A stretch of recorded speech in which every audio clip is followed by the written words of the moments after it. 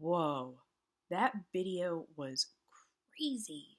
The whole time I was like, oh my gosh, don't go in there with Dr. Watts's house. So, what do you think happened to Dr. Watts? Do you think it was just a heart attack, like Sarah said?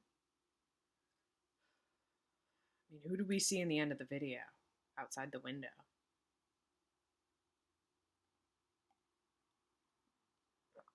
Right, old Joe Bush was there. I think he had something to do with it. Between me, couch detective. All right. I gotta keep reading. I have to know what happens. Thursday, September 23rd at 12:42 a.m. That's it. I'm calling the police. Do you think Ryan should call the police?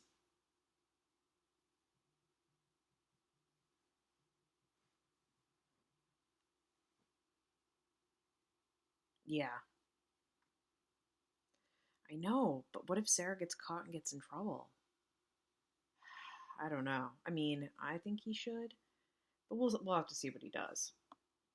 Thursday, September 23rd at 12:43 a.m. I can't do it. I don't know why I can't call the police. I just can't. Who else can I ask for help? I couldn't trust my dad, even if he was here. And my mom? Either she's in on all this or she's totally oblivious. I can't bring her in. She'd go ballistic 2 seconds after I mentioned Sarah's name. Henry. Henry can help me. He'll understand. I'm going downstairs. Thursday, September 23rd at 1:12 a.m. 30 minutes ago, I crept down the stairs and stood in front of Henry's door. I stood there with my hand ready to knock, and then the strangest thing happened. I heard the knock, but I hadn't moved my hand. This, I felt for a moment, was the final sign that I'd gone over the edge. Scrawling on my walls, seeing ghosts, and now I'm hearing myself knock without actually knocking. The tap, tap, tapping wasn't coming from the door in front of me. It was coming from the door behind me. The screen door that leads outside. Something about that tapping made me want to run back upstairs and lock myself in my room. I couldn't turn around. Cold sweat started forming on my forehead. I could feel it, like blood about to drip from a dozen small cuts on top of my head. It was either a big black crow tapping its beak on my front door, or it was old Joe Bush. Who do you think it is? Yeah. Would you get the door? I don't know if I would. It's the middle of the night. He finished off my best friend and now he's coming for me. Ryan, is that you? I glanced around and saw a shadow in the doorway. Luckily, I knew the voice. Sarah. I've never traveled so quickly and quietly at the same time. Before I even knew I'd moved from Henry's door, I was outside on the porch holding Sarah. She was shaking like she'd just fallen through ice into a frozen lake. We whispered in the dark on the porch, and I kept thinking my mom was going to walk up any second and catch us. I couldn't stand in there anymore with dead Dr. Watts, she said. Whatever was outside went left, away from the back door, so I went out into the night the same way I came in. I ran as fast as I could. My dad could be here any minute.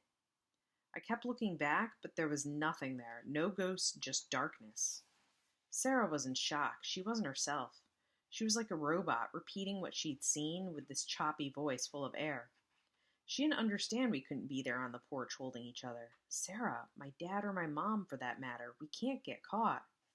I'll make an anonymous phone call tomorrow from the school about Dr. Watts so somebody finds his dead body.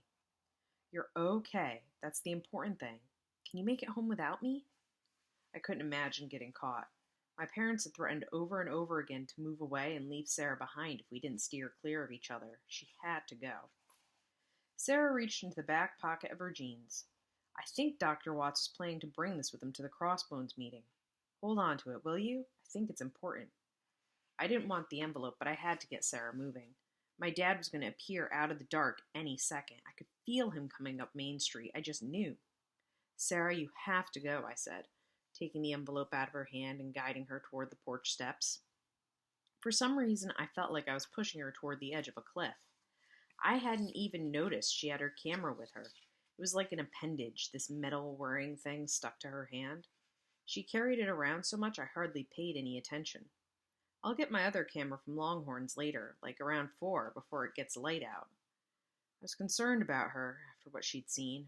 You should get some sleep, I told her. You've been through a lot. She looked back at me all glassy-eyed, and I thought she might tumble down the steps. Gladys, your dad, and Daryl Bonner. Those 3 are all that's left. I wonder what they're going to say to each other. You don't need to go back there tonight, I told her. Promise me you'll get some sleep. Sarah didn't answer me. She moved off and got swallowed by the darkness. Be quiet out there, I warned, maybe too late. You might run into my dad. Do you think Sarah's going to go home? Or do you think she's going to go back out there? I think she should go home. I don't know what she's going to do, though. We know how Sarah is. Thursday, September 23rd, 1:31 a.m. Timing is everything when you're deceiving your parents. If they show up at just the wrong moment, everything blows wide open. The close calls add up until it feels like the end is inevitable. It feels like the truth is going to get out there eventually. The only question is when. I made it upstairs with the envelope in my sweating hand without Henry opening his door. But when I turned to face my room at the top of the stairs, someone was standing in front of it. It scared me so bad I nearly jumped down the stairwell and screamed for Henry to save me. Then I realized it was my mom. Not necessarily a great situation, but better than having a killer standing in front of you. What's wrong with everyone in this house, she said. I was just getting some water in the kitchen, I told her. I hate lying all the time. It's getting way too easy to come up with what I need on a moment's notice. Lying on demand was never a skill I intended to cultivate. Honest. Did you see your dad down there, she asked. And this is the timing part I'm talking about, because just then the sound of the screen door squeaking drifted up the stairs. My dad was home, and I could tell that Mom hadn't known he'd gone out. She was his problem now, not mine. Get back in bed, she said. I think she figured he and Henry had snuck out to have some last-minute fun or something. Didn't matter to me. All I knew was the focus was off of me. I was back in my room behind my closed door, and I was holding an envelope that was supposed to arrive at a secret Crossbones meeting, but never did. Thursday, September 22nd at 7:15 a.m. I had a terrible dream last night. Dr. Watts wasn't dead. He was only sleeping. Sarah turned around, and Dr. Watts sat up. He'd been using the blue rock as a pillow, and he picked it up and held it over his head. You're not allowed in here. Sarah turned at the sound of his voice, and Dr. Watts bashed my best friend in the head with the blue rock. The blue rock turned red, and I woke up. Ooh, I can go back to sleep for a while. There was no noise in the house. It was crazy quiet, which always makes me try really hard to hear the smallest sound. It's a bad habit because I do hear things if I listen too carefully.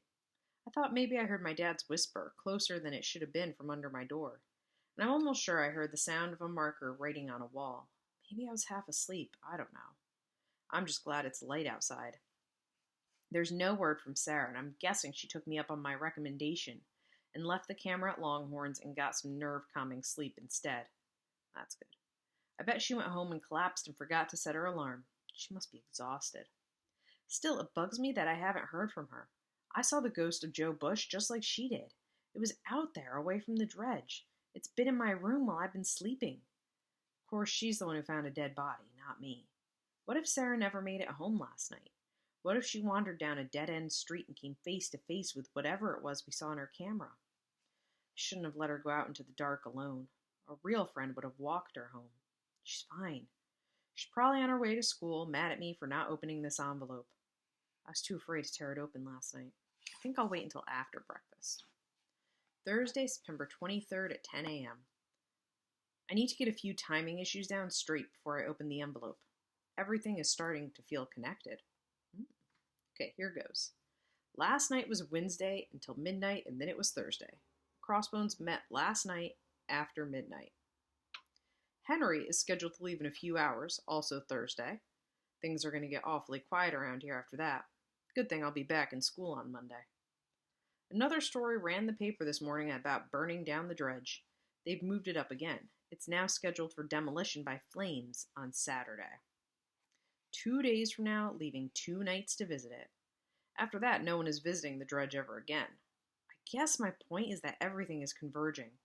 The Crossbones meeting, Dr. Watt's death, the burning down of the dredge, Henry going home, the house getting quiet, me going back to school. Where's Bonner in all this? I'm so sure he's involved in some sort of shady business with this whole thing. In fact, I'd bet my life on it. I can't wait to see what he says at the Crossbones meeting. Now, to the envelope. Thursday, September 23rd, 10:24 a.m. I'm going to just lay this out there as straight as I can because I don't know what else to do with information this important. What was in that envelope feels like the kind of stuff that could get me killed. Part of me wishes I'd never opened it and that Sarah had never found it. The other part of me is feeling like we're incredibly close to piecing together the hidden past of the dredge, and that this is the most interesting and exciting thing that's ever happened to me. I think it might be even more incredible than Sarah and I could have imagined.